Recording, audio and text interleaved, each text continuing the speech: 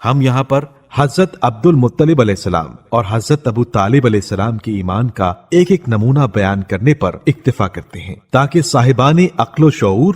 غور و فکر سے کام لیں۔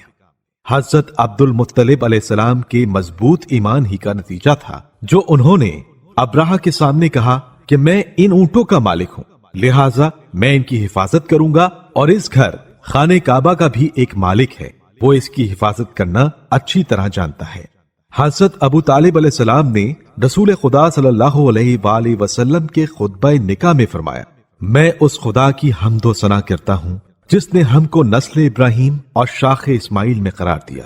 اور ہم کو اپنے گھر کا نگہبان اور اپنے حرم کا پیشوا بنایا۔ خاندان رسالت کی بزرگ ہستی حضرت ابو طالب علیہ السلام، کائنات کے پہلے امام حضرت علی علیہ السلام اور ان کے آباء و اجداد کے دین ابراہیمی کے پیروکار ہونے کے بارے میں مرحوم مولانا کوثر نیازی فرماتے ہیں، حضرت علی مرتضیٰ علیہ السلام کو ہی یہ شرف حاصل نہیں ہوا بلکہ یہ کرم ان کے تمام آباء و اجداد پر بھی ہوا۔ وہ بھی دین ابراہیمی پر تھے، انہوں نے بھی کبھی شرک نہیں کیا، انہوں نے بھی کبھی بت پرستی نہیں کی، انہوں نے بھی کبھی غیر اللہ کے آگے سر نہیں جھکایا۔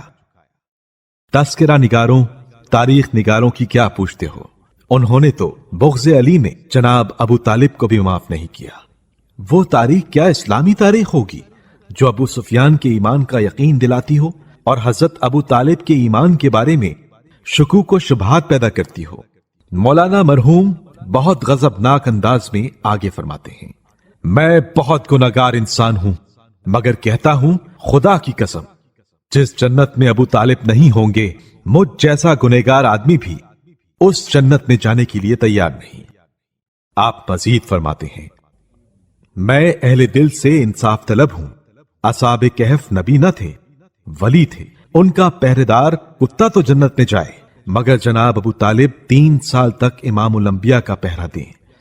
اور اس کے باوجود سنگ دل لوگ انہیں دوزخی ٹھہرائیں۔ اس سے بڑھ کر ایذائے مصطفیٰ اور ایذائے مرتضیٰ کی صورت کیا ہوگی؟ مسلمان اور خاص طور پر مومن جان کنی کے عالم میں یہ کوشش کرتا ہے کہ اس کی زبان پر کلمہ طیبہ کا ورد جاری رہے۔ حضرت ابو طالب علیہ السلام بھی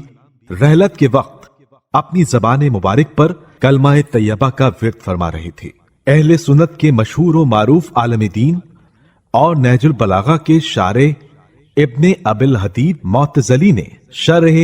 نہج البلاغہ میں لکھا ہے کہ حضرت ابو بکر نے کہا، ان ابا طالب ما مات حتى قال لا الہ الا اللہ۔ حضرت ابو طالب علیہ السلام لا الہ الا اللہ کہتے ہوئے رحلت فرما گئے۔